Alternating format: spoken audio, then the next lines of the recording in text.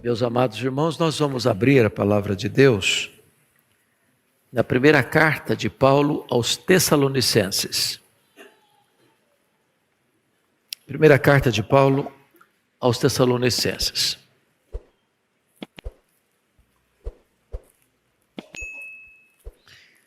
Vamos ler no capítulo 1, versos de 1 a 10, todo o capítulo.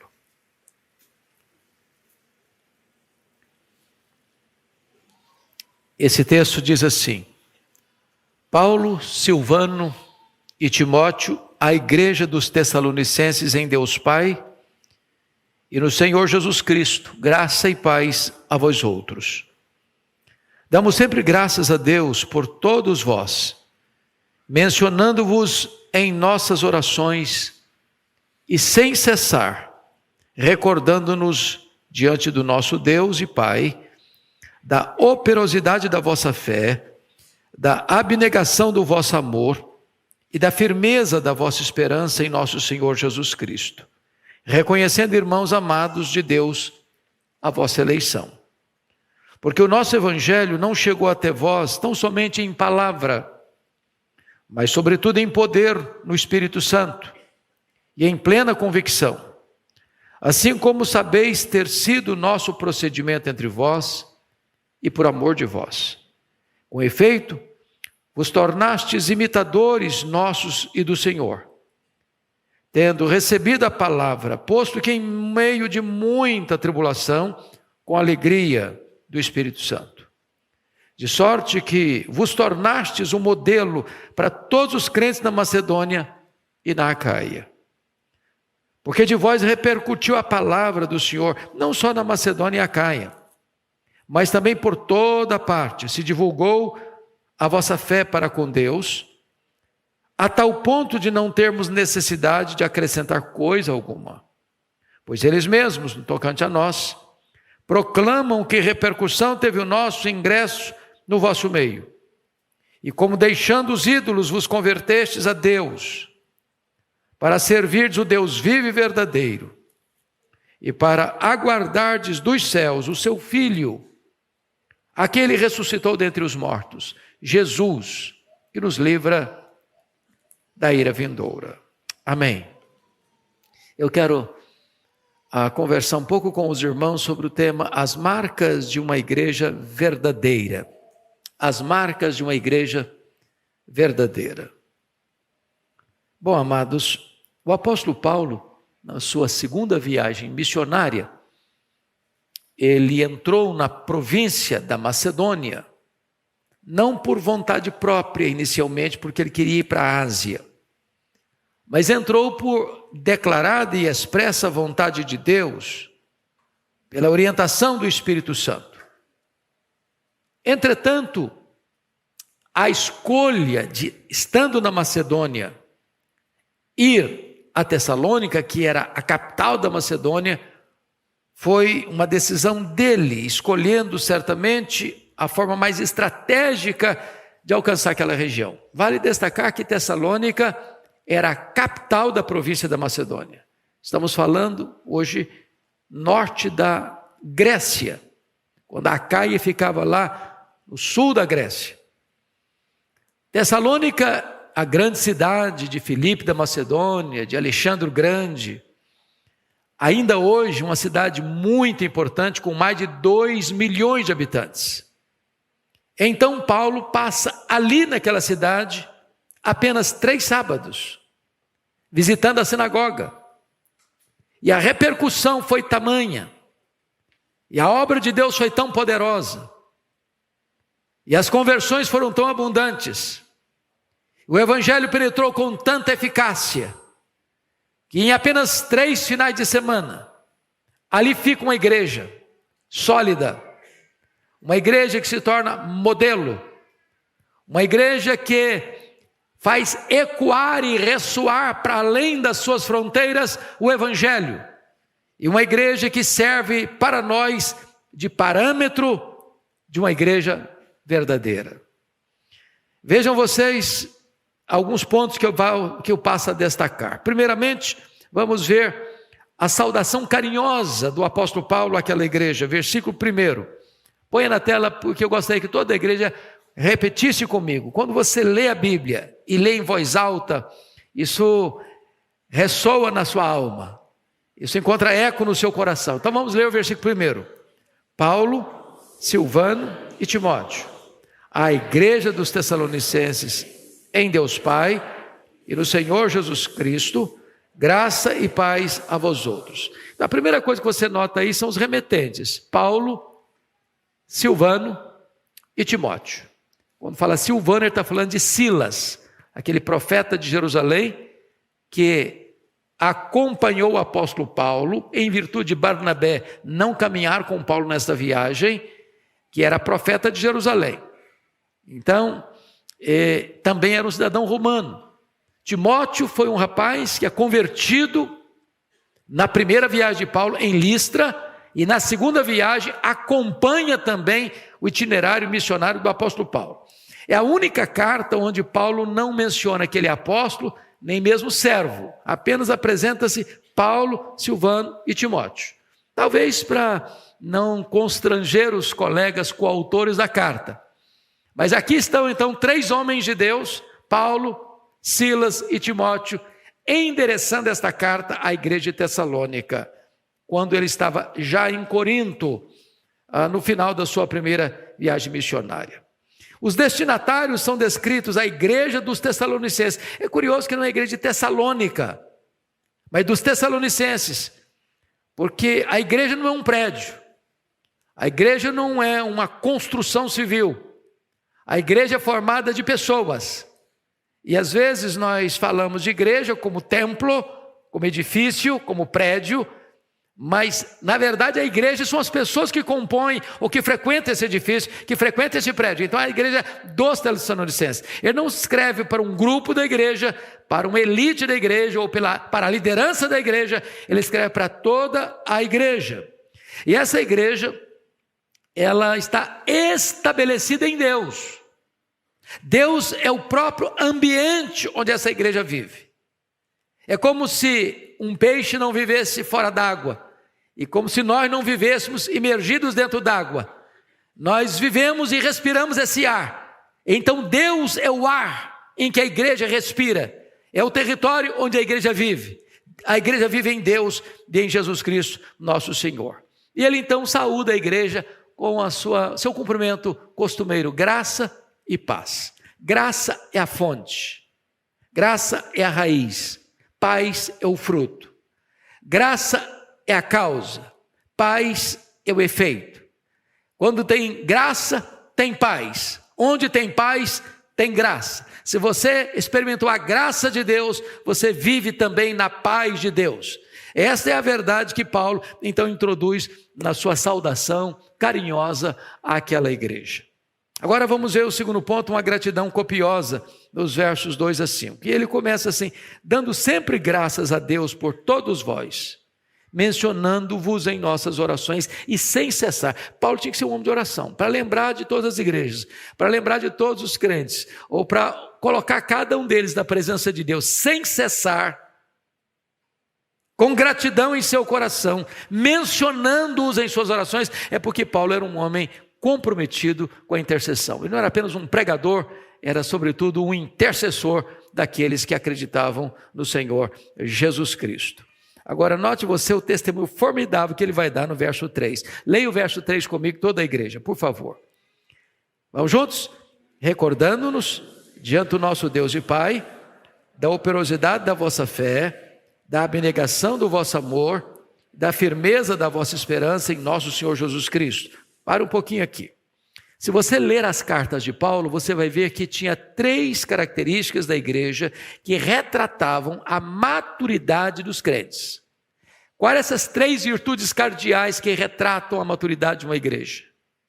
Fé, amor e esperança. Se você quer ver a maturidade de um crente, você tem que encontrar essas 3 marcas na vida de um crente. Ele tem fé, ele tem amor, e tem esperança. E a primeira coisa que é importante é que a fé produz obras, operosidade da vossa fé. Não é o quanto a pessoa diz que crê e tem experiências místicas, é o quanto ele faz, é o quanto ele realiza. é o quanto ele põe a mão na massa, é o quanto ele se empenha para fazer a obra. Essa é a expressão da fé. É aquele que, ao crer, faz aquilo que a fé comanda. Então, um crente de braços cruzados não vai ter uma fé, pelo menos a fé bíblica. Porque a fé precisa ser expressada na sua operosidade, no seu trabalho, no seu empenho, na sua dedicação, no seu zelo em servir. Segundo lugar, o amor produz serviço. Vejam vocês que ele diz assim, da abnegação do vosso amor. E a palavra abnegação aqui, copós do grego, traz a ideia de trabalho árduo, trabalho que sua camisa, trabalho que exige todo o esforço do seu corpo. Em outras palavras, amor na Bíblia não é um sentimento. Amor na Bíblia é uma ação. É por isso que a Bíblia diz lá que Deus amou o mundo de tal maneira que deu o seu Filho. E agora a Bíblia diz que se Deus nos deu o seu Filho, a prova que nós amamos é quando nós damos a nossa vida pelo nosso irmão. Então você ama? Ok. Qual a prova? Qual a evidência? Eu falo muito que eu amo. Eu rasgo o verbo que eu amo. Eu falo com muita eloquência que eu amo. Mas essa não é a prova do amor. Não amemos de palavras, mas de fato e de verdade. Onde tem amor, tem serviço ao próximo. E aí ele diz em terceiro lugar, que a esperança produz uma paciência triunfadora. Essa palavra que você encontra aí, da firmeza da vossa esperança, a palavra firmeza aí, é a palavra ripomone, e essa palavra é uma das palavras mais ricas do grego, que significa paciência triunfadora. Como é que você tem esperança? É quando você tem paciência triunfadora para esperar. É quando você espera sem se desesperar. É quando você espera com confiança. É quando você espera crendo que a promessa não vai falhar. É quando você espera, não com a pressa do seu relógio, mas com o cronos de Deus, o tempo oportuno, com o kairos de Deus, do tempo oportuno de Deus. Então essas são as três marcas que Paulo menciona do testemunho formidável desta igreja. Mas agora ele dá mais uma prova do testemunho daquela igreja, no versículo 4, uma prova irrefutável. Veja aí comigo o verso 4, põe na tela, por favor. Vamos juntos? Reconhecendo, irmãos, amados de Deus, a vossa eleição. Então Paulo reconhece que aqueles irmãos são o quê? Eleitos de Deus. E eu sei que esta é uma doutrina que tem causado constrangimento em alguns, um equivocado entendimento de outros, oposição de tantos mais. Mas a eleição é uma verdade revelada nas Escrituras. E nós não podemos pular esse assunto. Então veja você que Paulo reconhece a eleição daquela igreja, a eleição daqueles crentes. E a pergunta é, quem escolhe quem? Fomos nós quem escolhemos a Deus? Ou foi Deus quem nos escolheu? Jesus disse, não fostes vós que me escolheste, pelo contrário, eu vos escolhi a vós outros. Quem ama quem? Fomos nós quem amamos a Deus e Deus passou a nos amar porque nós o amamos? Ou foi Deus que nos amou primeiro e então nosso amor por Ele é um refluxo do amor dEle por nós? A Bíblia diz que foi Ele que nos amou primeiro. Quando Ele nos escolheu? Foi porque o plano A não deu certo, então Ele lançou a mão do plano B? Não. Ele nos escolheu antes da fundação do mundo. Pergunta, para que Ele nos escolheu? E a Bíblia responde, para sermos santos e irrepreensíveis perante Ele. A Bíblia nos escolheu para crermos ou Deus nos escolheu porque cremos? A Bíblia responde, lá em Atos 13:48, todos quantos foram destinados para a vida eterna creram. De tal maneira que a fé não é a causa da eleição, a fé é consequência da eleição. Você não foi eleito porque creu, você creu porque foi eleito. E Paulo está então mostrando a prova irrefutável de que aquela igreja era uma igreja verdadeira, uma igreja salva, à prova da sua eleição.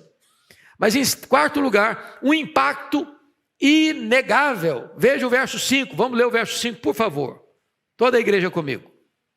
Porque o nosso evangelho não chegou até vós, tão somente em palavras, mas sobretudo em poder do Espírito Santo e em plena convicção, assim como sabeis ter sido o nosso procedimento entre vós, por amor de vós. Então o evangelho chegou à igreja de Tessalônica de 3 formas, preste atenção nisso. Primeiro, chegou em palavras. Em palavras. E eu queria muito que você entendesse o que é que Paulo está querendo dizer, que o evangelho chegou lá em Tessalônica em palavras. Então abra comigo, por favor, Atos 17. Atos 17. E vamos ver o que ele está querendo dizer com isso. Versículos 2 e 3. Ponha na tela, meu filho, para nós todos lermos. Vamos lá, toda a igreja comigo. Paulo, segundo o seu costume, foi procurá-los e por 3 sábados arrazoou com eles acerca das Escrituras, expondo e demonstrando ter sido necessário que o Cristo padecesse e ressurgisse dentre os mortos, e este, dizia ele, é o Cristo, Jesus, que vos anuncio. Então preste atenção agora nos verbos que estão aqui. Ele está em Tessalônica e ele está pregando. Ele usa o verbo, note aí, arrazoar, expor, demonstrar, anunciar. Todos esses verbos estão apelando para quê? Para o entendimento, para a razão, para a compreensão. A palavra não é um livro místico. A palavra não é um livro cabalístico. A Bíblia não é um livro mágico, você abre, bota o dedão e vê o que Deus está falando.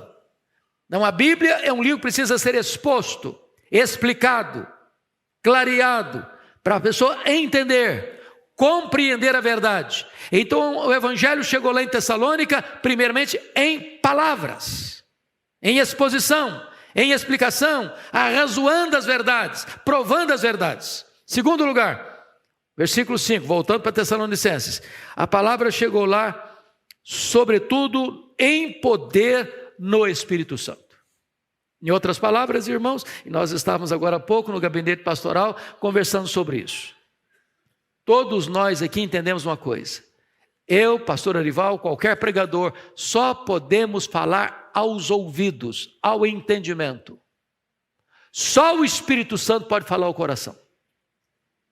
Se o Espírito Santo não aplicar, você vai sair daqui talvez entendendo uma verdade, mas isso não vai mexer nada no seu coração, nada na sua vida. Então Paulo entendeu que quando ele chegou em Tessalônica, a pregação dele não consistiu apenas em argumentos lógicos, racionais, inteligíveis, cognitivos. A palavra de Deus chegou lá no poder do Espírito Santo. É o Espírito Santo quem toca, é o Espírito Santo quem regenera, é o Espírito Santo quem convence de pecado, é o Espírito Santo quem opera a santificação, é o Espírito Santo quem opera a obra e aplica a obra da redenção. A palavra chegou lá no poder do Espírito Santo. É por isso que o nosso querido irmão Mark Lloyd Jones afirma o seguinte, que pregação é lógica em fogo. É teologia em chamas, que parte de um homem que está em chamas. Não há pregação sem poder. Não há pregação sem poder. E é por isso que nós precisamos não só argumentar, nós precisamos do poder do Espírito Santo. Para pregar e para entender. Mas em terceiro lugar ele diz que a palavra chegou lá em plena convicção. Paulo tinha certeza de que ao pregar a palavra no poder do Espírito Santo, Deus haveria de transformar vidas. E aqui tem um milagre.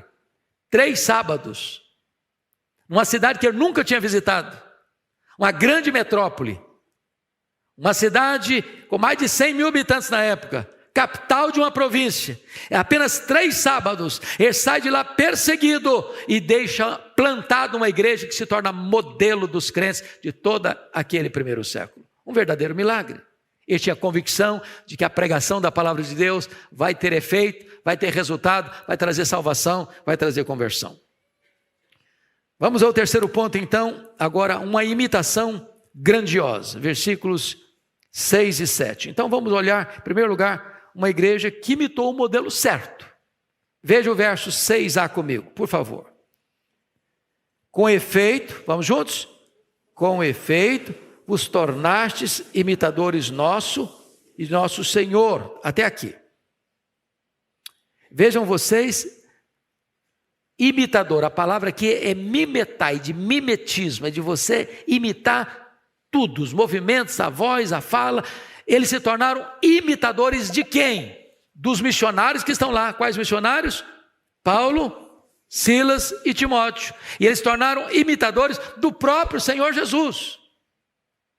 Ou seja, você precisa ter um espelho para quem olhar. Você precisa ter uma referência para a sua vida. Quem é a sua referência? Ele está dizendo, os líderes que foram lá e o próprio Senhor Jesus Cristo.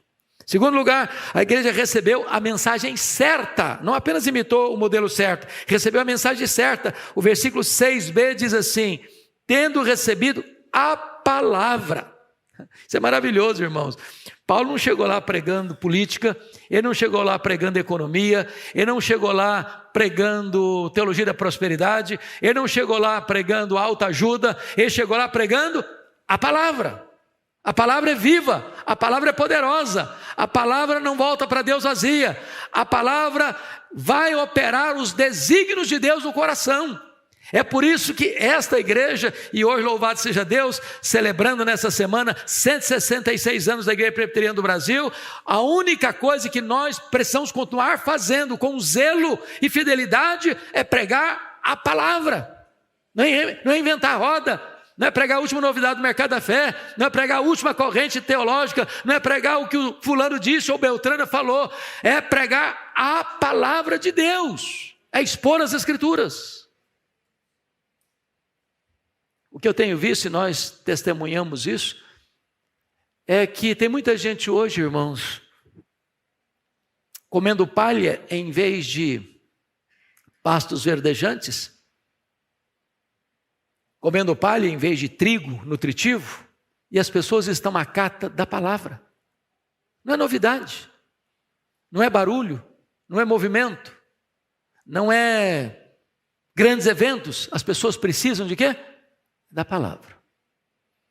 Mas mais do que isso, notem vocês ainda, a igreja teve a reação certa, porque o texto diz assim, tendo recebido a palavra, posto que em meio de muita tribulação, com a alegria do Espírito Santo. Agora, por favor, põe as duas coisas como que em dois pratos da balança. Muita tribulação, grande alegria. Parece contraditório. Como assim você tem muita tribulação e tem alegria no Espírito Santo? Como assim você está sendo amassado, espremido, e você está todo feliz? Como os apóstolos em Jerusalém, foram presos, açoitados e saíram da cadeia cheios de alegria, pelo privilégio de sofrerem pelo nome do Senhor Jesus. Como assim, Paulo? Você chega em Filipos, leva uma coça no meio da rua, leva bordoada no meio da rua, você tem suas costas ensanguentadas, e você é jogado dentro de uma cadeia, e você coloca os seus pés no tronco, e você está cantando de noite. Que negócio é esse? Meus irmãos, só pelo poder do Espírito Santo. Esta igreja é uma igreja referência, porque no meio de muita tribulação ela recebeu a palavra. Ele foi perseguido, Paulo, ele teve que fugir da cidade. Mas os crentes ficaram debaixo dessa perseguição e mesmo assim com muita alegria no Espírito Santo de Deus. Então, meu amado, se você está perdendo a alegria por causa da tribulação, é hora de você amadurecer sua fé. É hora de você ser um crente modelo. Mas vejam vocês que a igreja tornou-se um modelo certo. Leia o verso 7 comigo, toda a igreja. Ponha na tela para toda a igreja ler. Versículo 7, vamos lá?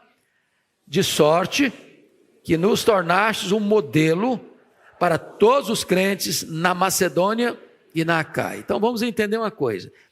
De sorte que vos tornastes o modelo. A palavra modelo aqui é muito curiosa. Deixa eu fazer uma pergunta aqui. Quem aqui nesse auditório fez escola, aula de datilografia? Pensa num curso maravilhoso. Gente, esse curso salvou a minha vida. Então, você pensa comigo, você aperta a tecla e ali tem o desenho da letra A, B, C. Aquela letra bate no carbono e imprime no papel. Aquela letrinha ali que você bate, ela aperta lá e deixa a marca, é tipos. É tipo. A palavra grega aqui, modelo, é tipo. Tipo, é a mesma palavra. Isso significa que o crente, ele marca as pessoas. Ele encosta nelas e deixa uma marca. Deixa um exemplo. Ele é paradigma. Ele é modelo. Ele é referência. É isso. Agora notem que eles se tornaram modelos não apenas na província da Macedônia, onde Tessalônica era a capital, mas se tornaram modelos também lá na outra província, lá no sul da Grécia, lá na Caia, onde estava Corinto. Ou seja, irmãos, o nosso testemunho precisa ser um testemunho que marque as pessoas, para quem está perto de nós e até para quem está longe de nós. E preste atenção que não tinha mídia social naquele tempo. Hoje, querendo ou não, perdemos o quê? A privacidade. Tem coisa boa, tem coisa ruim. O que é coisa ruim? Irmãos amados, toda semana tem um perfil falso em meu nome. Toda semana. Se vocês encontrarem aí alguém vendendo remédio para os olhos que eu estou vendendo, é fake news, pode ter certeza. Derruba um, amanhã tem outro. Derruba um, amanhã tem outro. Derruba um, amanhã tem outro. É o mundo que nós estamos vivendo. Agora, tem muita coisa boa acontecendo também. Tem muita gente que está conectada neste culto. Tem muita gente que está conectada na IPP TV. Tem muita gente que está ouvindo as mensagens, e gente está sendo convertida, e gente está sendo consolada, e gente está sendo transformada. Bendito seja Deus, porque esta igreja é uma referência não só em São Paulo, não só no Brasil, mas em muitas outras nações da terra. Nós somos modelo. Aqui em São Paulo, fora de São Paulo, no Brasil afora. Bendito seja Deus por isso. Mas ainda, me permita agora ir para o quarto e penúltimo ponto da mensagem. Uma influência auspiciosa. Versículo 8 e 9. Então vamos ver uma repercussão abrangente. Versículo 8. Toda a igreja comigo. Vamos juntos? Porque de vós repercutiu a palavra do Senhor, não só na Macedônia e Acaia, mas também por toda parte se divulgou a vossa fé para com Deus, a tal ponto de não termos necessidade de acrescentarmos coisa alguma. Eu chamo a sua atenção para a palavra repercutiu. Essa palavra no grego é a palavra que dá origem à nossa palavra portuguesa de eco. Eco. Você grita, daqui a pouquinho você escuta a sua voz reverberando um eco. E agora Paulo vai além da Caia. Essa palavra de Deus repercutiu na terra deles, na Macedônia, repercutiu lá no sul da Grécia, na província da Acaia, e ele prossegue e diz assim: e também por toda parte se divulgou a vossa fé para com Deus. Que coisa incrível! Uma igreja que foi plantada em 3 sábados. O plantador tem que fugir da cidade em menos de um mês, porque eles querem matá-lo. Os crentes que ficam debaixo de grande perseguição. E eles não estão desesperados, não, estão cheios da alegria do Espírito Santo. E essa igreja tornou-se uma igreja tão madura que o eco do testemunho deles reverberou para além das fronteiras do país, por toda parte, a ponto de Paulo não precisar acrescentar coisa alguma ao testemunho daquela igreja. Que coisa maravilhosa, o que Deus pode fazer, pelo poder da sua palavra e pelo poder do seu Espírito. Mas agora, vejamos além de uma repercussão abrangente, vejamos agora uma conversão evidente no versículo 9a. Põe na tela o versículo 9a. Pois eles mesmos, no tocante a nós, proclamam que repercussão teve o nosso ingresso no vosso meio, e como deixando os ídolos, os convertestes a Deus. Até aqui. Até aqui.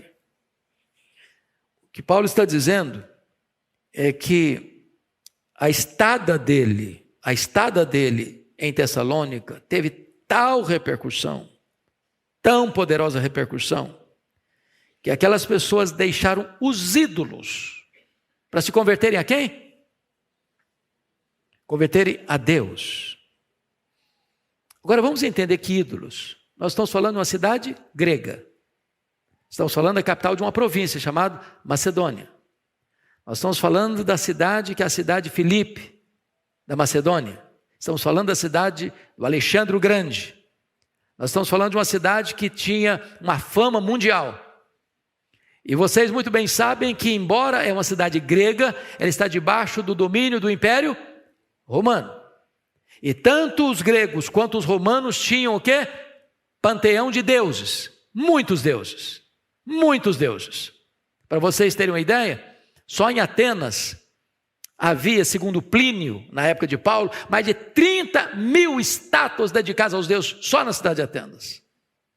Então era uma floresta de deuses, uma floresta de ídolos, muitos deuses.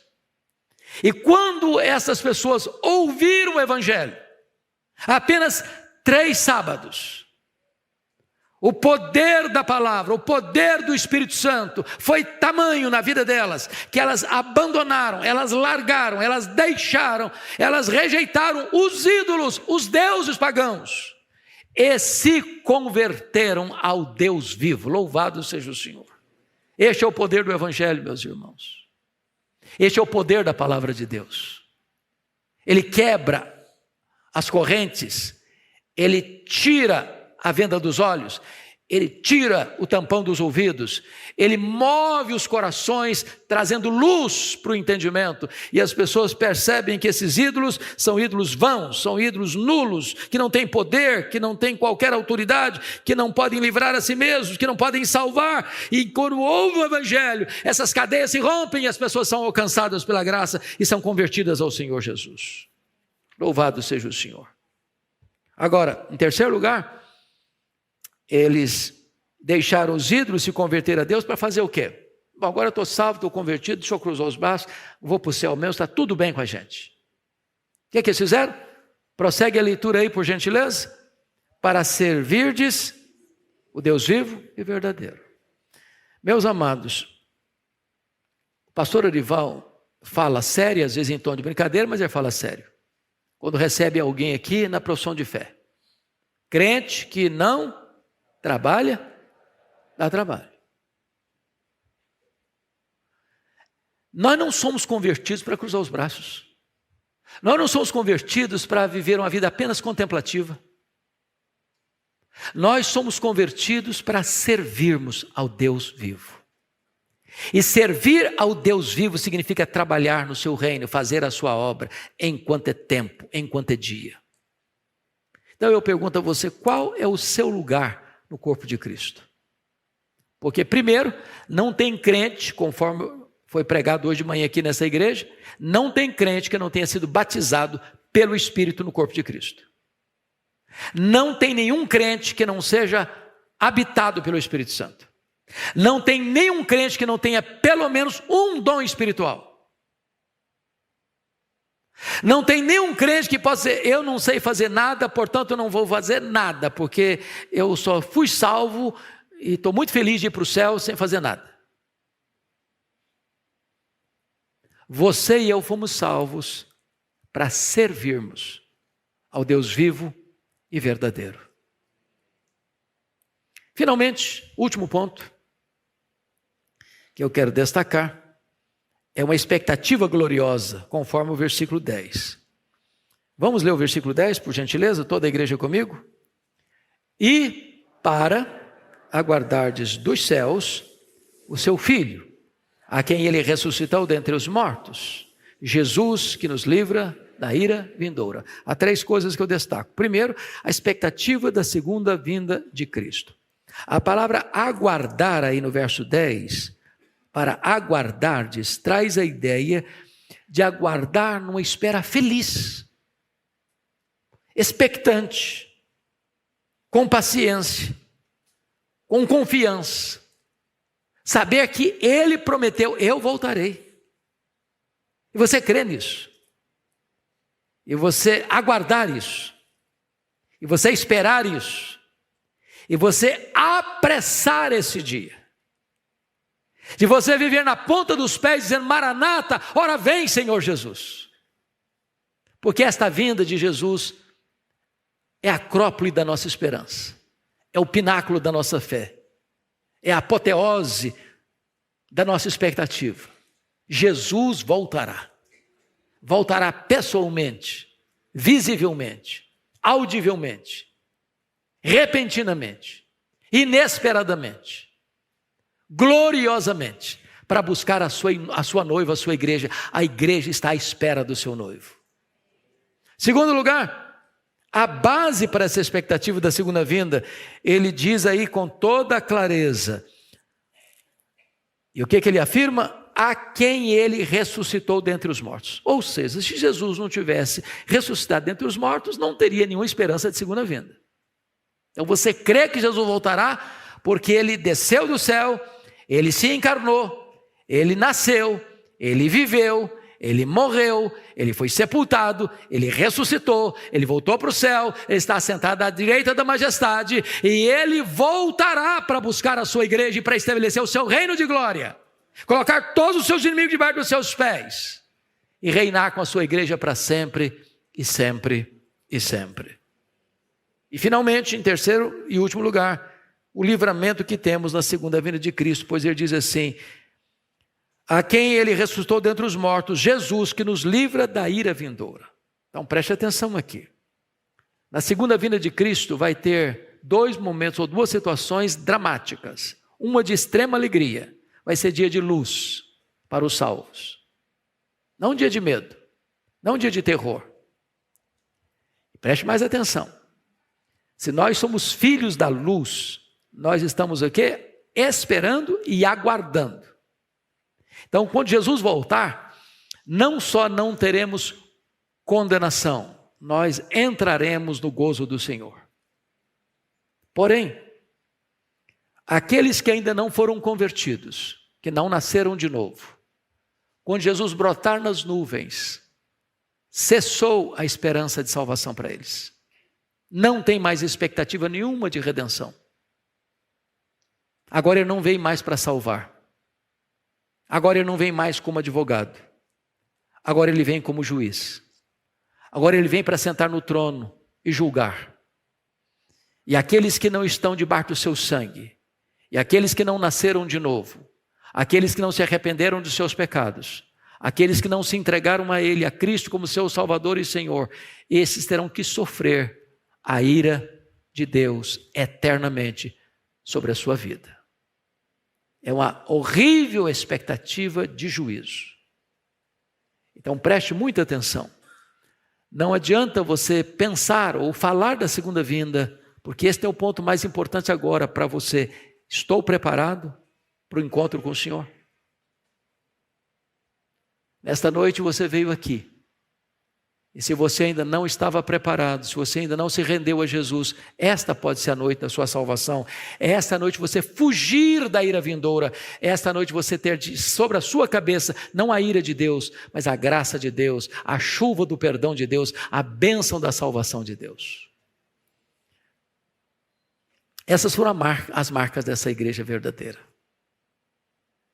A minha oração é que a Igreja Presbiteriana do Brasil, que está terça-feira comemorando 166 anos de vida, de plantação, de existência em solo pátrio, a minha oração é que a Igreja Presbiteriana de Pinheiros continue seguindo essas mesmas pegadas de uma igreja verdadeira. Uma igreja fiel, uma igreja missionária, uma igreja que serve, uma igreja que adora, uma igreja que é luz para as nações, uma igreja que é modelo para os povos. Que Deus nos abençoe, em nome de Jesus. Amém.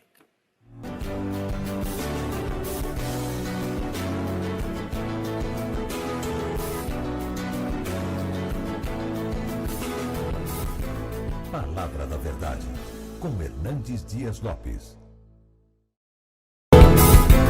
Palavra da Verdade, com Hernandes Dias Lopes. Amós capítulo 8, versos de 1 a 14.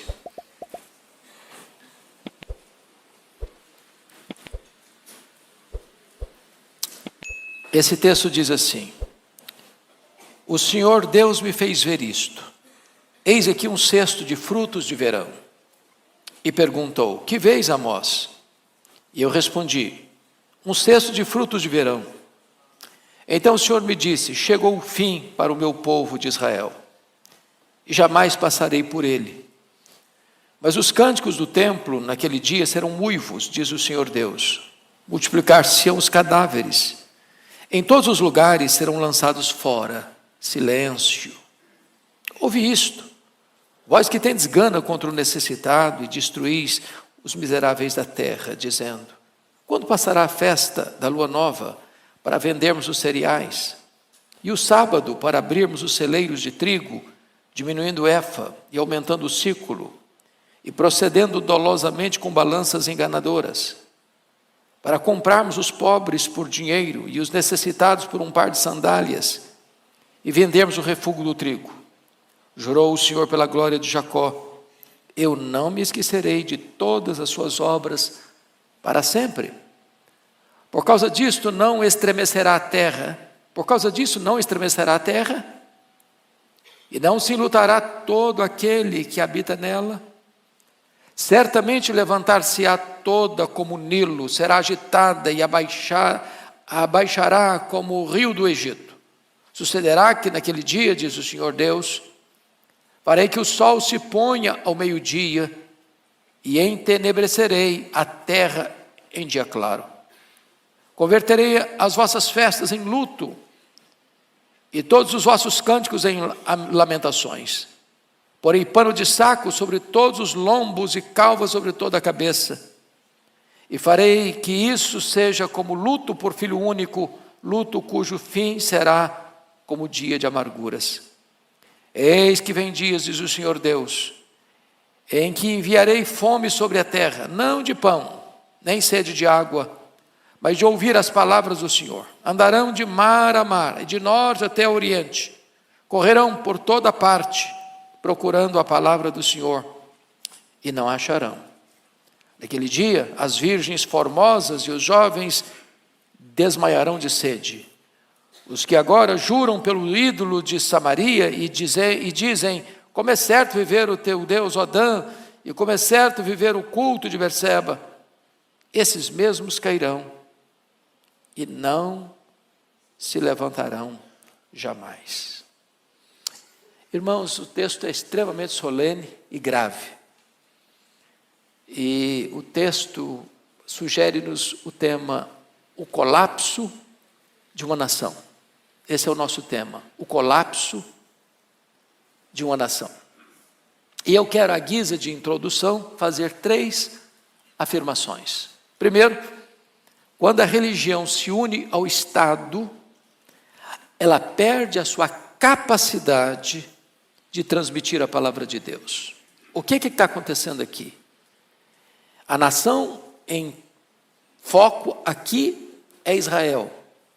E quando eu falo Israel, nesse contexto, eu estou falando das 10 tribos do norte, que romperam com a dinastia davídica em 931 a.C. A capital era Samaria. E o que é que Jeroboão fez? Transformou a religião numa plataforma para sustentar o Estado. A religião era a religião do Estado. Estudamos domingo passado que o sacerdote de Betel disse para Amós: aqui não profetiza não. Aqui é o templo do rei, aqui é o templo do reino. Aqui a política controla a religião. E quando a política tenta controlar a religião, e quando a religião é sujeita ao Estado, então nós estamos vivendo uma época de crise sem precedentes. Segundo lugar, quando o Estado busca o seu fortalecimento em detrimento da justiça, ele cava o seu próprio abismo. você vai perceber comigo que o Estado estava mancomunado com estruturas de maldade e de violência e de corrupção para oprimir as pessoas, a ponto dos juízes venderem sentenças, a ponto de nas cortes o justo sair como culpado e o culpado como inocente, conforme o capítulo 2, verso 6. De tal forma que o Estado está sendo erigido e construído dentro de estruturas de corrupção, de violência, promovendo a própria injustiça. Terceira declaração: quando os poderosos granjeiam suas riquezas desonestamente, e o Estado e a religião se calam, ela então está à beira do abismo. O que estava acontecendo? A violência estava existindo, os fortes oprimindo os fracos, tirando a liberdade deles, as cortes favorecendo os poderosos, os sacerdotes totalmente calados e omissos diante da injustiça, e então, diante desse cenário, onde o Estado e a religião, além de estarem unidas, elas não combatem o mal, elas não denunciam injustiça, elas não confrontam o pecado, a nação está certamente à beira do abismo. Essa é a introdução, e agora vamos examinar o nosso texto. Primeiro ponto que eu quero destacar é uma nação madura para o juízo. Versículos 1 a 3 trata disso. Nós já olhamos na aula passada as visões que Amós teve. A primeira visão dos gafanhotos, depois a visão do fogo, depois a visão do prumo. São visões que retratam o juízo de Deus sobre a nação. Agora, uma quarta visão nós vamos ver, é a visão dos cestos de frutos de verão. Frutos maduros que são colhidos. E a ideia da visão é esta: Israel está maduro para o juízo. Chegou a hora de Deus acertar as contas com o seu povo.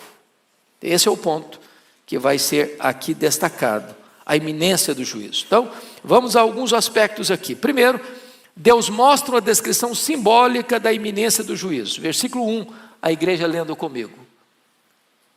Toda a igreja comigo. O Senhor Deus me fez ver isto. Eis aqui um cesto de frutos de verão. Então, o fruto de verão, ele está maduro, ele já foi colhido, ele já está no cesto. Não tem como mais esse fruto voltar à árvore, não tem como mais deixar esse fruto preso ao tronco. Esse fruto já foi arrancado e ele agora vai ser consumido.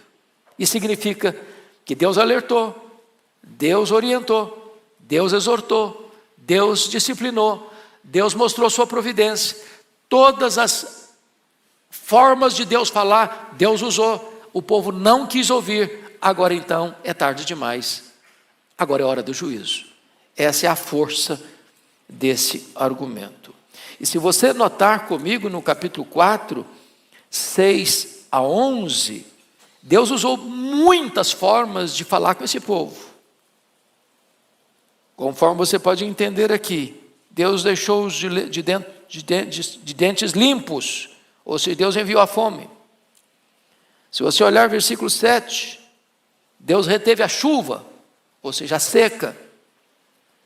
No versículo 8, andaram 2 ou 3 cidades indo a outra cidade para beberem água, falta do principal. Eles não entenderam. Versículo 9, feriu-os com crestamento e ferrugem, ou seja, colapso da agricultura. Eles não entenderam. Versículo 10, envia a peste contra eles, doenças. Eles não entenderam. Versículo 11, subverti alguns, como Deus subverteu Sodoma e Gomorra. Eles não se converteram. Então, a Bíblia diz que Deus fala muitas vezes ao homem, quando ele endurece a sua cerviz, ele não se arrepende, ele é quebrado repentinamente sem que haja cura. E é isso que está acontecendo aqui com Israel. Segundo aspecto, Deus mostra que aqueles que tapam os ouvidos à sua voz, fecham a porta da graça com as suas próprias mãos. Vamos ao versículo 2, por favor. Bota na tela. Vamos juntos? E perguntou: que vês, Amós? E eu respondi: um cesto de frutos de verão. Então o Senhor Deus me disse: chegou o fim para o meu povo de Israel, jamais passarei por ele. Então preste atenção nisso. Deus estabelece um ponto em que essa fronteira não pode ser cruzada. Aqui, o reino do norte cruzou essa fronteira. E Deus agora não tem mais chance. Agora não tem mais esperança. Agora o juízo vai chegar. E o que era o juízo nesse caso aqui? O exílio. O poderoso império assírio vai tomar Samaria. Vai invadir esse território. Vai dominar esse território. E esses israelitas vão ser arrancados da sua cidade, da sua terra, da sua nação, e vão ser levados como escravos para Nínive, para o Império Assírio. O mesmo aconteceu no Reino do Sul, em virtude dos pecados de Manassés. Deus disse: chegou, não tem mais jeito, não tem como reverter isso mais.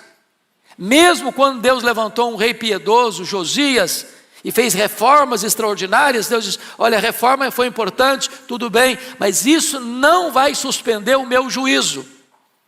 Já está lavrado o juízo. E a nação de Judá, as 2 tribos do sul, também foram levadas pela Babilônia. Esse é o caso aqui. Chega uma hora que Deus diz: basta, chega, não tem mais oportunidade. Vocês cruzaram a fronteira do limite da paciência divina.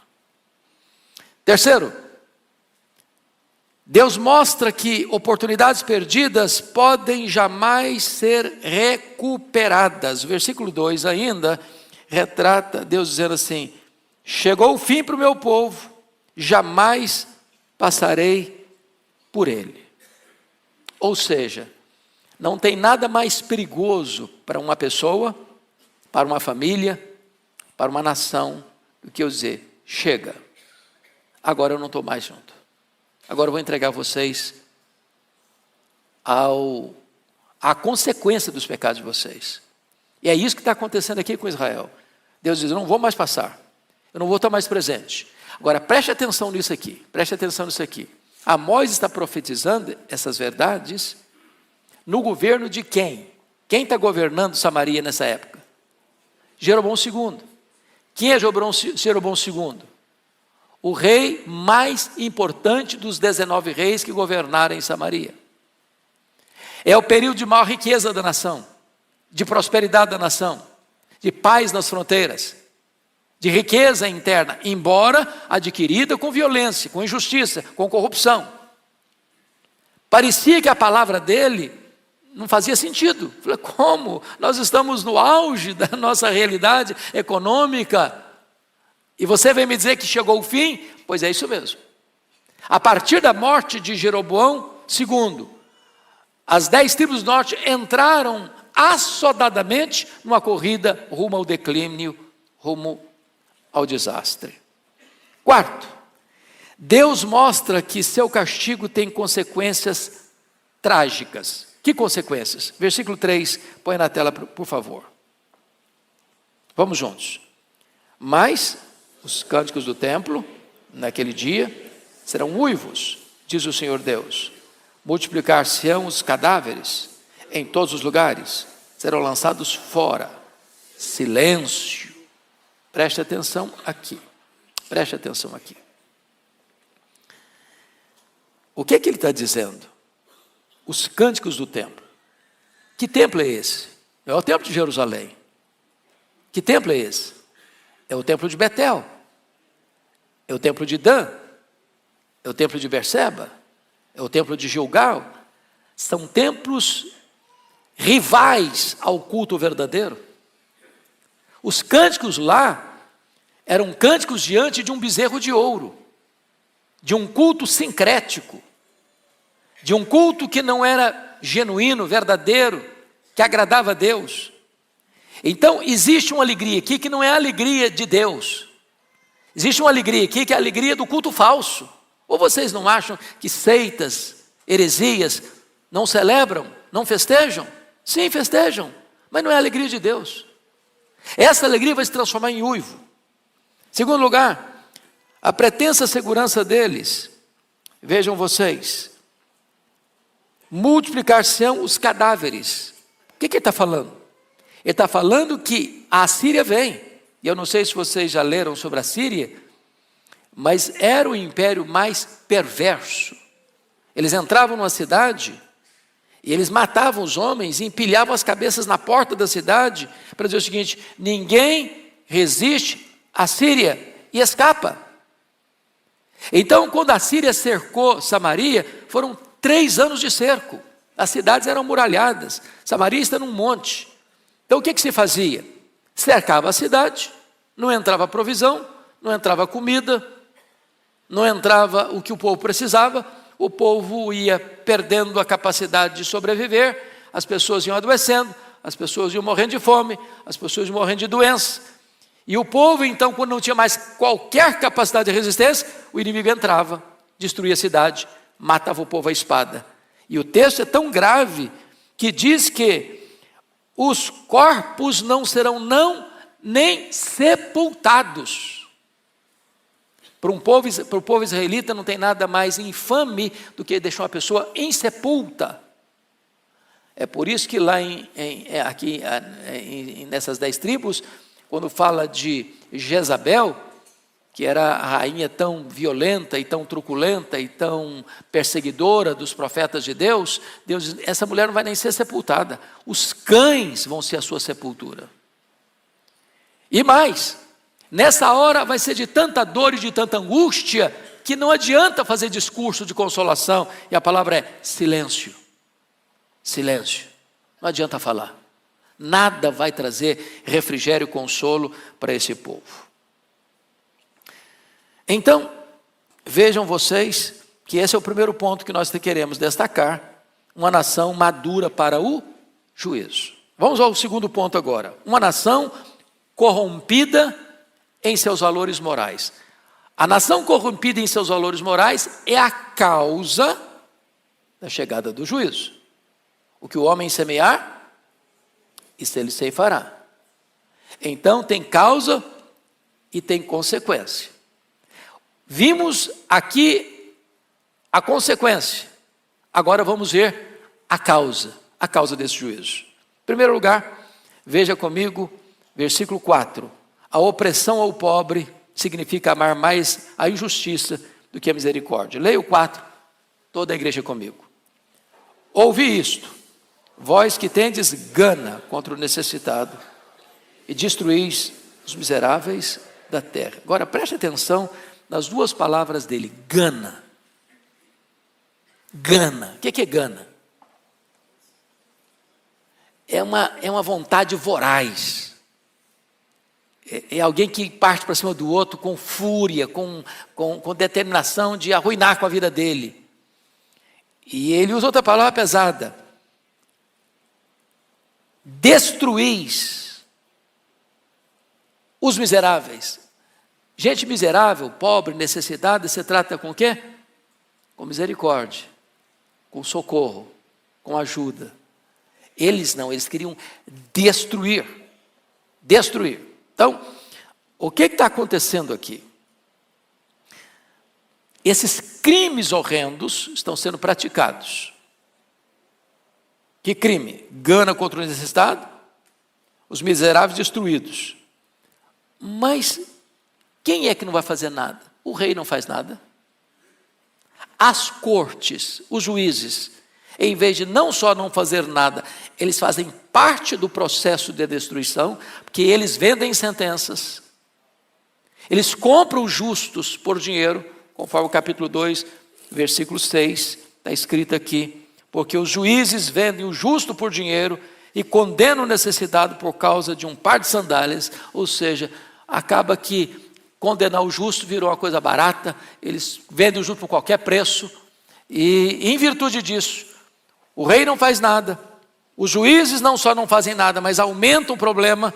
E os sacerdotes, que deveriam ser a consciência do Estado. A igreja é a consciência do Estado.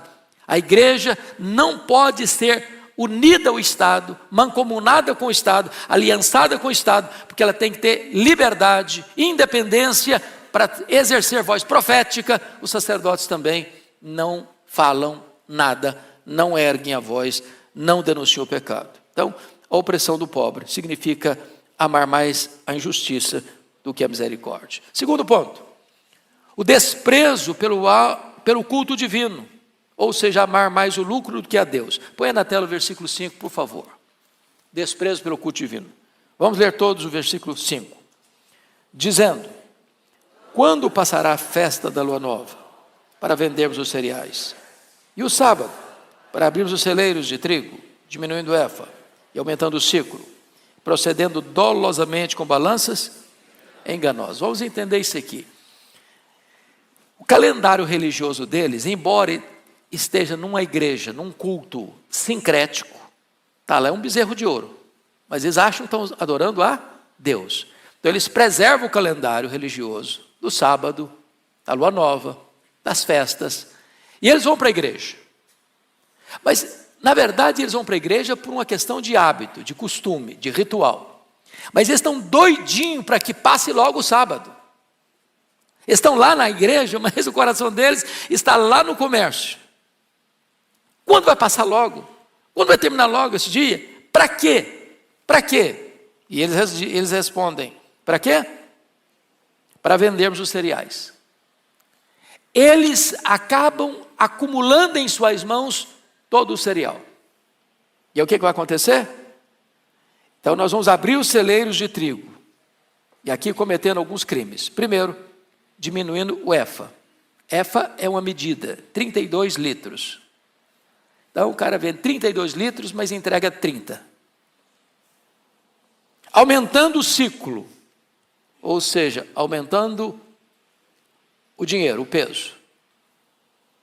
Inflacionando. Procedendo dolosamente com balanças enganadoras. Eu não sei se vocês lembram das balanças de 2 pratos, das vendinhas de secos e molhados. E o cara bota um peso aqui de 1 quilo de um lado e bota o produto que você comprou, o arroz, o feijão, não sei o quê, do outro prato. Só que aquele peso de 1 quilo, se você for aferir, não tem 1 quilo. Nós poderíamos dizer que esse tipo de coisa ainda acontece. Por exemplo, quando a pessoa compra um produto que tem na propaganda que tem essa qualidade, mas na verdade ele não tem essa qualidade, é uma qualidade inferior. Vocês acham que essa corrupção do comércio ainda existe? Que gente passa a perna no outro, vendendo um produto inferior por um preço maior, por um peso menor, não entregando aquilo que na verdade está prometendo que vai entregar. Agora, chamo a atenção de vocês para esse ponto. O profeta Amós começa a profecia dele denunciando nações. O Deus a quem servimos, irmãos, é o Deus da igreja, é claro, mas é o Deus das nações. Deus se interessa com o que acontece nas nações. Deus se interessa quando as nações se reúnem para tratar da sua agenda internacional. Deus se importa com o comércio internacional. Deus se importa com a violência internacional. Deus se importa com isso. Ele é o rei de toda a terra.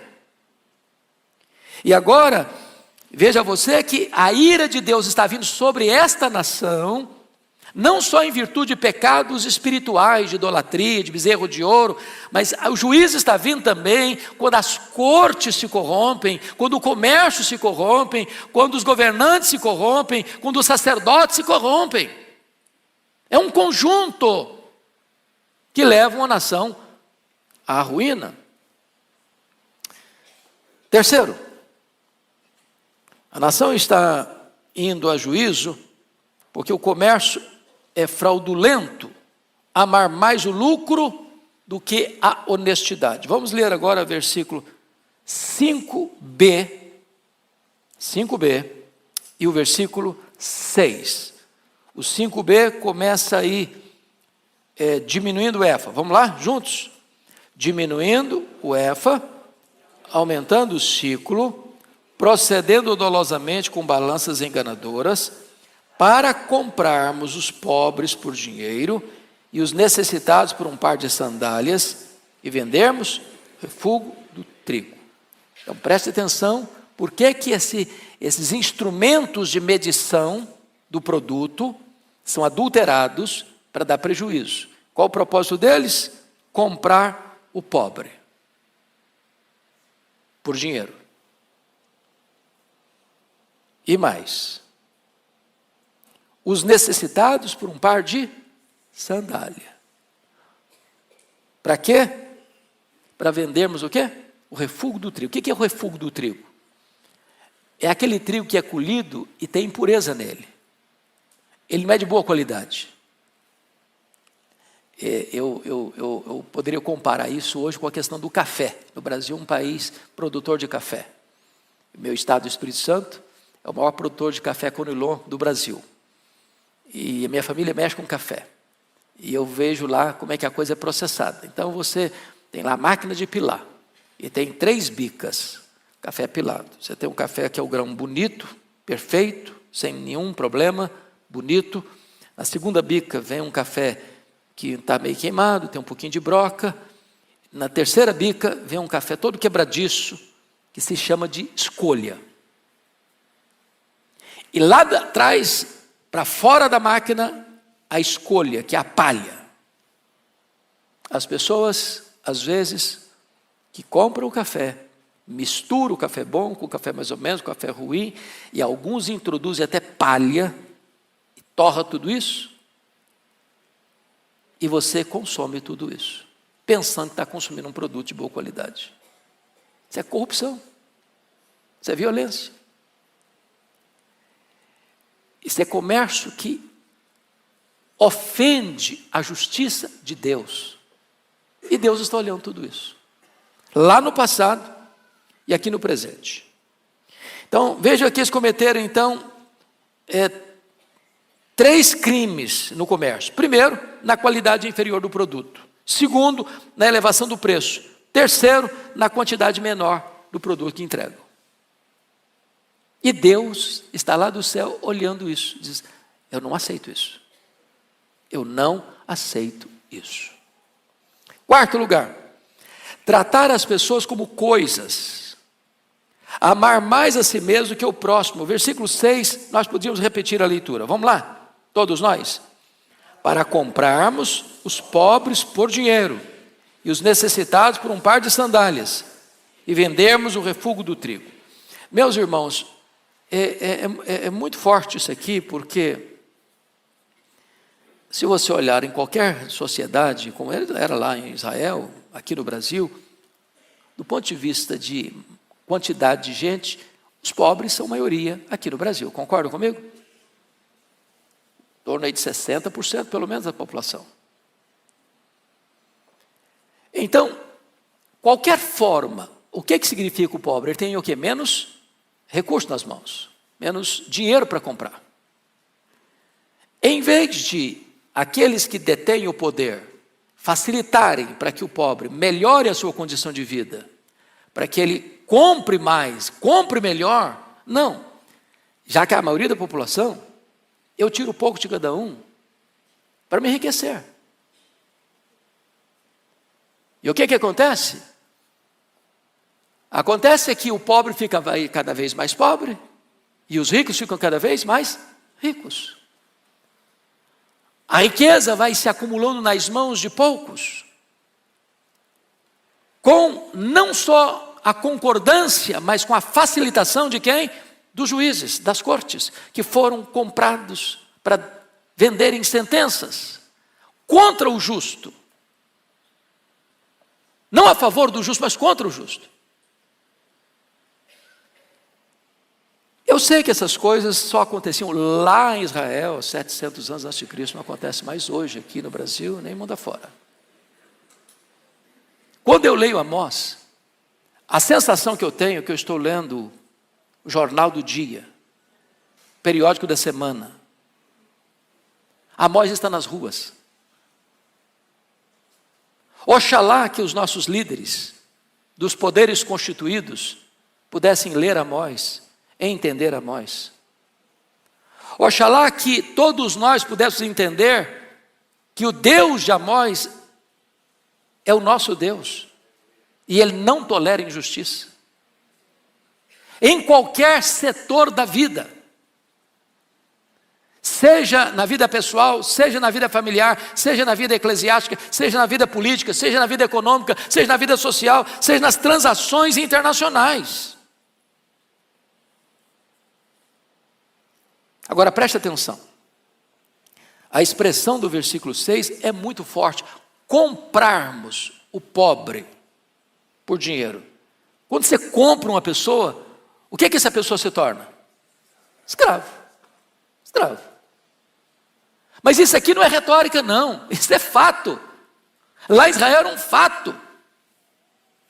Se você volta comigo ao capítulo 1, por favor. Volta ao capítulo 1, por favor. Versículo 6. Olha o que os filisteus faziam, a Filistia fazia. Versículo 6. Assim diz o Senhor: por 3 transgressões de Gaza, que era uma cidade da Filisteia, por 4 não sustaria o castigo, porque levaram em cativeiro todo o povo para o entregar em Edom. Ou seja, escravizaram um povo e venderam esse povo como mercadoria, como escravos. Agora veja comigo o que acontecia na Fenícia, versículo 9. Assim diz o Senhor: por 3 transgressões de Tiro e por 4 não sustaria o castigo, porque entregaram todos os cativos de Edom e não se lembraram da aliança de irmãos. Ou seja, os de lá entregavam os inimigos, aqui estão entregando até os irmãos próximos. Mas o que estava acontecendo com Israel? Eles estavam vendendo o pobre. Que pobre? O estrangeiro? Pobre? O inimigo da nação? Não, os seus irmãos. Os seus irmãos. Agora preste atenção, esse time que está comprando o pobre, esses juízes que estão vendendo sentença, esses sacerdotes que dizem: não, aqui é o templo do rei, aqui não vem falar de Bíblia não, aqui é nós que controlamos. Esse povo está todo ele no sábado na igreja. Estão percebendo isso? O perigo das pessoas juntarem uma vida completamente corrompida com religião e achar que está tudo bem. Esse é o problema aqui. Muito bem. Vamos ao terceiro ponto da nossa mensagem. Uma nação sob a condenação do próprio Deus. Primeiramente, o juramento selado anunciando o fim do perdão. Versículo 7. Põe na tela para nós. 8:7. Toda a igreja. Jurou o Senhor pela glória de Jacó: eu não me esquecerei de todas as suas obras para sempre. Meus irmãos, quando Deus jura, Ele está empenhando a sua palavra, que não pode falhar. O que Ele falou vai o quê? Acontecer. Dê uma olhadinha no capítulo 4, verso 2 comigo. Jurou o Senhor Deus pela sua santidade, que dias estão para vir sobre vós, em que vos levarão como anzóis e os vossos restantes como fisga de pesca. Olha o 6:8 comigo. Jurou o Senhor Deus por si mesmo, o Senhor Deus dos exércitos, disse: abomino a soberba de Jacó, odeio os seus castelos e abandonarei a cidade e tudo que nela há. Agora veja o 8:7 que nós acabamos de ler. Jurou o Senhor pela glória de Jacó: eu não me esquecerei de todas as suas obras. Ou seja, Deus está olhando, Deus está vendo. Nem sempre Deus pune o pecado na hora que ele é cometido. Mas Deus não deixa de olhar. E chega uma hora que ele disse: eu juro que o juízo vai chegar. E chega. Segundo, a hediondez do castigo descrito, versículo 8, põe na tela, por favor. Vamos juntos. Por causa disto, não estremecerá a terra, e não se enlutará todo aquele que habita nela, certamente levantar-se-á toda como o Nilo, será agitada e abaixará como o rio Nilo. Então, ele está usando duas figuras aí de linguagem.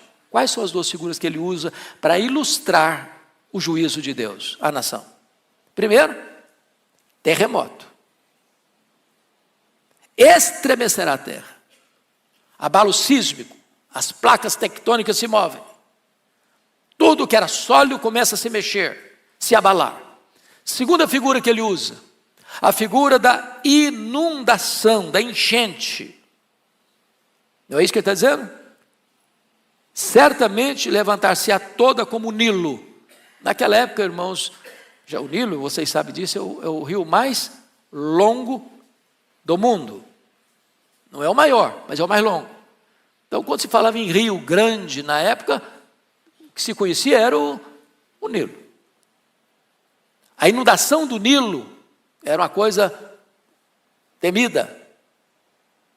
E aí ele está dizendo o seguinte, olha, assim como um terremoto abala, assim como a inundação traz tantos problemas, assim vai ser o juízo sobre a nação de Israel. Terceiro, a rapidez com que esse castigo vai chegar. Põe na tela o versículo 9, por gentileza. Vamos juntos? Sucederá que naquele dia, diz o Senhor Deus, farei que o sol se ponha ao meio-dia, e entenebrecerei a terra em dia claro. Ele está usando uma figura de linguagem.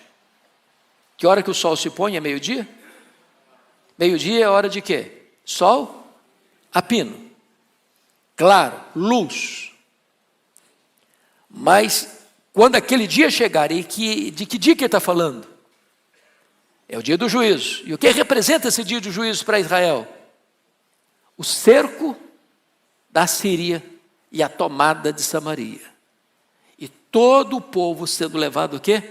Para o exílio, para o cativeiro. Vai ser tão rápido, como se Deus estivesse antecipando a duração do dia. E o dia encerra ao meio-dia. Escuridão total. É a rapidez com que esse juízo virá inescapavelmente, sem possibilitar rota de fuga. Porque meio-dia está escuro. Quarto lugar, as consequências inevitáveis do castigo divino, versículo 10, ponha na tela. As consequências inevitáveis, toda a igreja comigo. Converterei as vossas festas em luto, e todos os vossos cânticos em lamentações. Porei pano de saco sobre todos os lombos, e calvas sobre toda a cabeça. E farei que isso seja como luto por filho único, luto cujo fim será como dia de amargura. Então chama atenção para algumas coisas. Primeiro, Deus é o agente deste castigo. Eu converterei. Então, notinha de rodapé muito importante. Os historiadores dizem que o Império Romano só caiu nas mãos dos bárbaros porque já estava o quê? Podre por dentro. As 10 tribos do norte só caíram nas mãos da Síria, não é porque a Síria era tão poderoso império. Era mesmo, mas não foi por isso. Foi Deus quem entregou. Judá, em 586, só caiu nas mãos da Babilônia, não foi porque a Babilônia tinha tanto poder, tinha sim, mas não caiu por isso. Caiu por quê? Porque Deus entregou Judá nas mãos da Babilônia. Em outras palavras, a Bíblia diz em Oséias, pelos teus pecados estás caído. O pecado é o opróbrio das nações. Nenhuma nação permanece de pé se ela se corrompe internamente. Vou repetir isso. Nenhuma nação permanece de pé se ela se corrompe internamente. Isso é um alerta para o Brasil. Isso é um alerta para o mundo. E é claro que isso não se aplica apenas a nações, isso se aplica a mim, a você, a nós.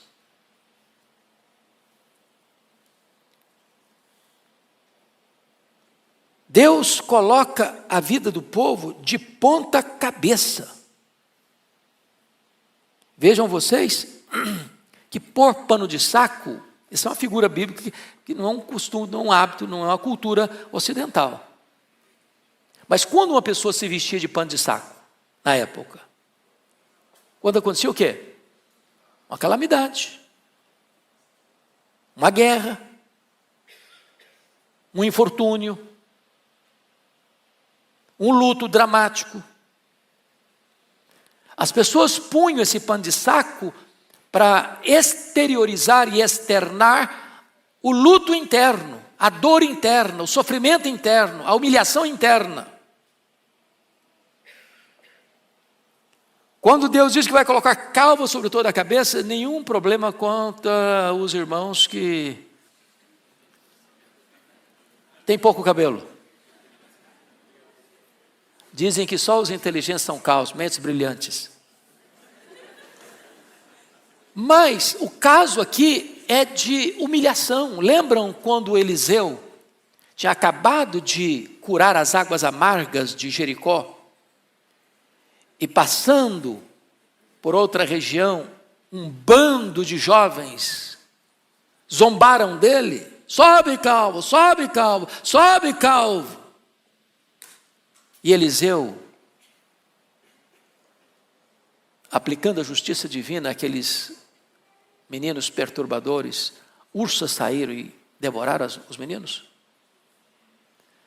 Por calva, era mais do que rapar o cabelo com máquina zero. Era um juízo de Deus gravíssimo sobre aquele povo. Agora, a dor disso é tão grande que não pode existir na linguagem humana um sofrimento maior. Vai ser como a dor de luto por filho único. Eu acho que todos nós pais e mães que estamos nesse auditório, avós que estão nesse auditório, não podemos nem imaginar, nem imaginar o que é a dor de um pai, de uma mãe enterrar filho único. O Senhor Deus está dizendo que esse momento vai ser tão doloroso, que vai ser a mesma coisa, com o mesmo sentimento, com a mesma dor, com o mesmo sofrimento de um pai e de uma mãe que estão enterrando o seu único filho. E ainda mais, uma dor que não vai ter consolo, luto cujo fim será dia de amarguras, ou seja, não espere melhorar essa dor, não espere que o tempo possa curar ou cicatrizar algumas dessas feridas. A situação é irremediável.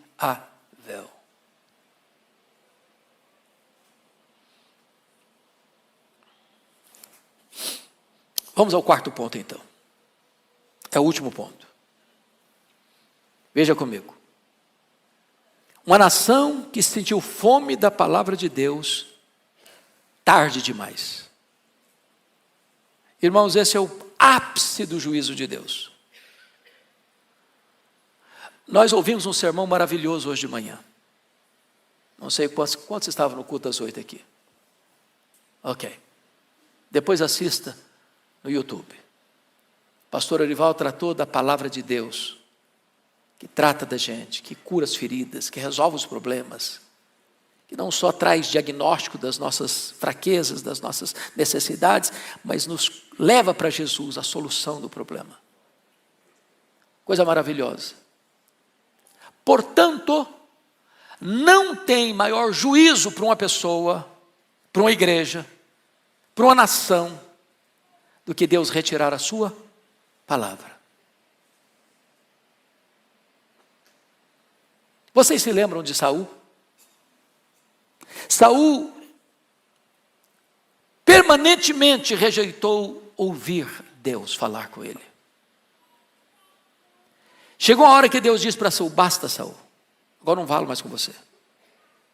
Samuel não falava mais com ele, os profetas não falavam mais com ele, Urim e Tumim não conseguia mais acessar. Deus ficou em silêncio. E ele desesperado.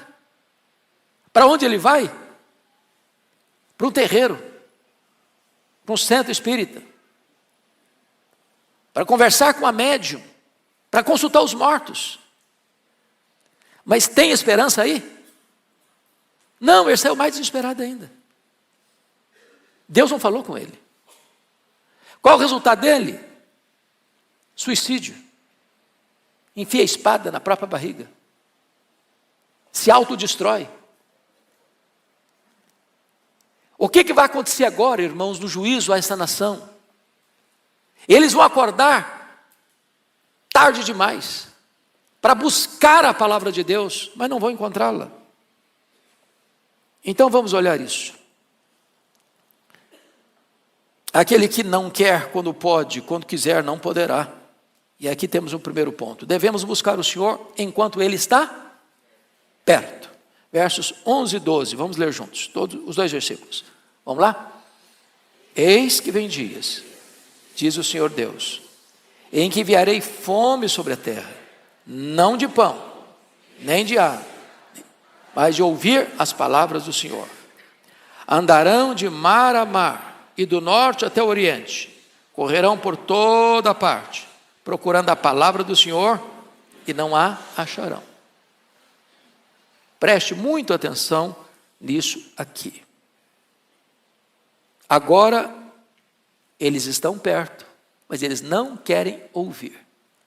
Amós está profetizando, conforme o capítulo 7, que nós lemos, versículo 12 e 13. Então Amazias disse a Amós: vai-te, ó vidente, foge para a terra de Judá, ali como teu pão e ali profetiza, mas em Betel daqui por diante já não profetizarás, porque é o santuário do rei e o templo do reino. Aqui não vem falar de pecado, estamos muito bem, sem ficar com esse negócio de denunciar pecado, queremos continuar nossa vida do jeito que ela está, aqui não. A hora que eles querem procurar a palavra já foi embora, não tem mais chance. Segundo, o desprezo da palavra de Deus leva a profunda insatisfação, até com as coisas mais vitais da vida. Estão com fome.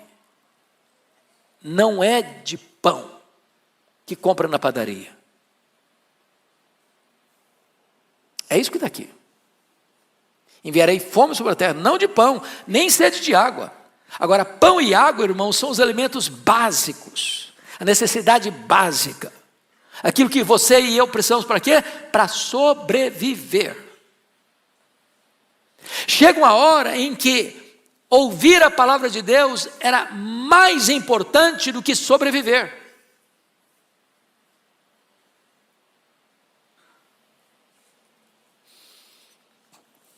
E eles não têm mais a palavra de Deus. O desprezo, em terceiro lugar, o desprezo deliberado da verdade pode levar o homem a uma busca frustrada na hora do aperto. Agora, note comigo a expressão. Eles caminham de onde para onde? Versículo 12. Andarão de mar a mar, do norte até o oriente. Correrão por toda parte, procurando a palavra do Senhor e não acharão. Agora, tem um detalhe aqui, digno de nota. O que você esperava? De norte, andaram de mar a mar, do norte até o oriente. Correrão por toda parte. Mas não diz que eles percorreram do norte ao sul. Por que não? O que ficava no sul? Jerusalém? O templo? A palavra de Deus? Eles correm sofregamente procurando a palavra de Deus, onde não tem o quê? Palavra de Deus. Isso é um engano religioso. As pessoas correm atrás das seitas, do misticismo, da astrologia, da consulta aos mortos, de todo tipo de experiência religiosa subjetiva, sincrética, e não procuram num único lugar onde podem encontrar a palavra de Deus. Mas chama sua atenção para um outro ponto. A palavra aí do versículo 12, andarão, é uma palavra muito forte. A palavra aqui é a palavra do andar do bêbado, do andar daquele que está cambaleando. Essa palavra era usada e foi usada por Isaías em 7:2, como uma árvore que balança a sua cabeleira no soprar do vento, para lá e para cá. Essa palavra retrata que as pessoas estão andando trôpegas, mancas, confusas, perdidas, sem rumo. Agora saia pelas ruas de São Paulo, pelas avenidas de São Paulo, pelas universidades de São Paulo, pelas escolas de São Paulo, pelo comércio de São Paulo, e você vai ver o quê? Pessoas o quê? Confusas. Há um vazio na alma, há uma falta de significado na vida. Elas correm atrás de alguma coisa que possa preencher esse vazio. Não encontram. Como Salomão, lá em Eclesiastes 2, tentou encontrar um sentido para a vida dele na bebida, na festa, na música, nas realizações, na riqueza, no sexo, na fama. Não encontrou.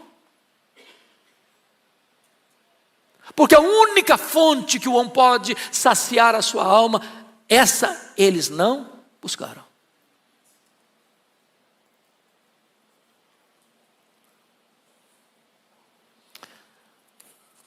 Muito bem. Quarto e penúltimo lugar. O desprezo da palavra de Deus leva à sucumbência até mesmo dos mais fortes. Veja o versículo 13 comigo. Toda a igreja comigo. Naquele dia, as virgens formosas e os jovens desmaiarão de sede. Bom, então você tem aqui duas coisas. Você tem o belo, você tem o forte. Não apenas virgens, são virgens o quê? Formosas. Jovem na Bíblia é sinônimo de força física, de vigor físico. Naquele dia não vai adiantar nada. A espada da Síria não vai poupar nem as virgens bonitas, nem os jovens musculosos.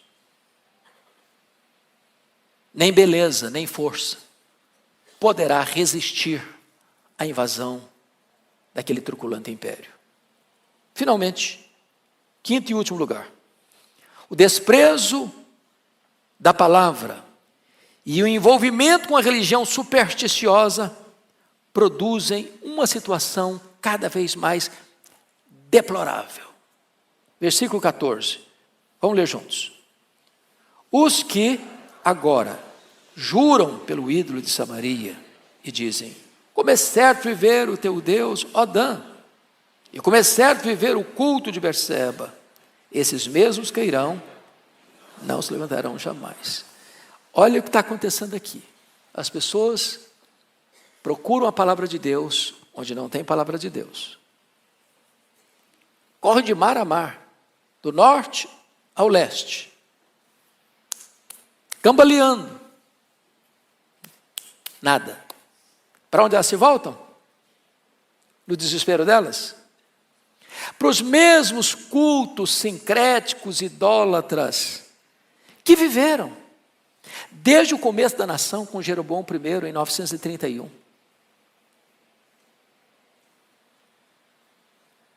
Essa nação está há quase 200 anos no mesmo caminho de rebeldia, desobediência, de idolatria, de apostasia religiosa. Para onde se voltam? Para os seus ídolos. Quem é o ídolo de Samaria aqui? Samaria é a capital. Qual que era o ídolo deles? Bezerro de ouro.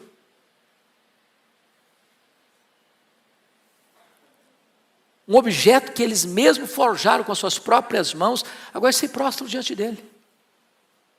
A idolatria é a coisa mais insana que pode existir, porque é o Criador adorando a criatura. Porque o homem é o Criador da imagem. Foi ele que fez. pressupõe que o Criador seja maior que a criatura. Mas o homem fica tão cego pela idolatria, que ele adora o que ele mesmo fez. Como se aquilo que ele fez pudesse ser maior que ele e pudesse socorrê-lo.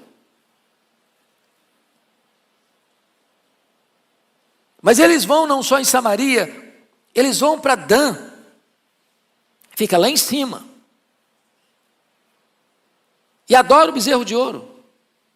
E eles vão para Berseba e adoram o bezerro de ouro, achando que podem escapar. Qual o resultado final? Esses mesmos, o quê? Cairão e não se levantarão jamais. Ou seja, o juízo é inevitável, irremediável, irreversível. Esse dia chegou. Não agora. Amós está profetizando no período árido de Israel, período de Jeroboão II, que governou 41 anos. Mas depois da morte de Jeroboão II, seu irmão Zacarias assume o governo e é assassinado. Quem assassina? Salum assume o governo e é assassinado. Manaém assume o governo. Turbulências terríveis. Pecaías assume o governo e é assassinado. Substituído por Peca, é assassinado. E então vem o último rei, Oséias. A cidade de Samaria cercada. 3 anos. A ponto das pessoas comerem carne humana para sobreviverem. E quando já não tinha mais nenhuma resistência, o Império Assírio entrou em Samaria, destruiu a cidade e levou o povo cativo. Os restantes que ficaram, estrategicamente, Sargão II trouxe outros povos para que eles pudessem se misturar, uma miscigenação de raça, que redundou num sincretismo religioso. E então formou-se a partir daí o quê? O povo samaritano. Que durante 700 anos tornou-se inimigo, figadal do povo de Israel. Problema só resolvido quando Jesus veio. Quando o Espírito Santo foi derramado. Quando o muro da separação acabou com a pessoa de Cristo. Então vamos concluir dizendo o seguinte, irmãos. Estudar a Bíblia não é apenas pegar as lentes do retrovisor e olhar para trás. Estudar a Bíblia é fazer um diagnóstico da nossa própria vida, conforme ouvimos no Sermão das 8. Estudar a Bíblia é olhar para fora dos muros da igreja, do eclesiástico, para a vida secular, para o comércio, para os gabinetes, do legislativo e do judiciário e do executivo, para as cortes do judiciário. Estudar a Bíblia é olhar para as transações internacionais e saber que Deus está no trono, que Ele tudo vê, que Ele tudo sabe, que Ele a todo sonda e que Ele não suporta a prática da injustiça. Mais hoje ou mais amanhã, aqueles que querem continuar nessa prática terão que encarar o juiz de vivos e de mortos e prestar conta da sua própria vida. Que isso nos leve, primeiramente, a um senso de gratidão, porque o seu Deus é justo. Eu não sei quanto a você, mas de vez em quando o coração fica desesperado no peito, de ver tudo que está acontecendo. E aí você lá por dentro diz, calma, Deus está no trono, Ele está vendo, e Ele é justo. Mas isso também deve nos levar a olhar para dentro de nós mesmos e dizer, Deus tem misericórdia de mim. Tem misericórdia de mim. Não me permita, ó Deus, entrar por esta mesma trilha escorregadia. Agarre-se na palavra. Agarre-se em Jesus. E nós caminharemos debaixo do sangue do Cordeiro, com segurança para aquele grande dia, porque os nossos pecados já foram perdoados. E nós já fomos declarados justos diante do justo tribunal de Deus, por causa da justiça do justo, Cristo Jesus, imputada a nós. Deus nos abençoe. Vamos ficar em pé.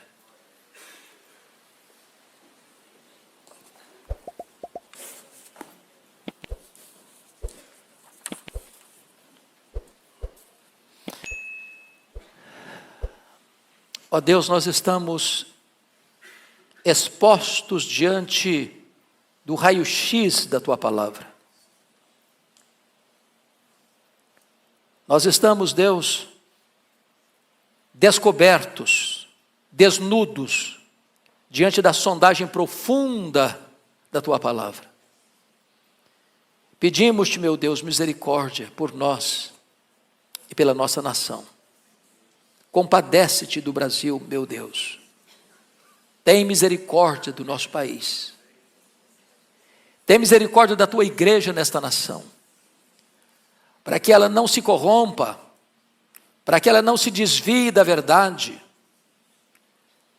para que ela não se entregue aos desvarios dos falsos mestres, dos falsos profetas.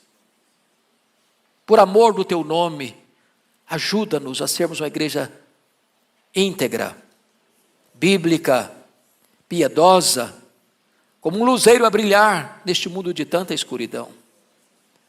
Guarda o nosso coração do mal e não permita que pratiquemos aquilo que denunciamos. Tem misericórdia de nós. Ajuda-nos a vivermos de modo digno do Evangelho, de modo justo, sensato e piedoso. Oramos assim em nome de Jesus. Amém.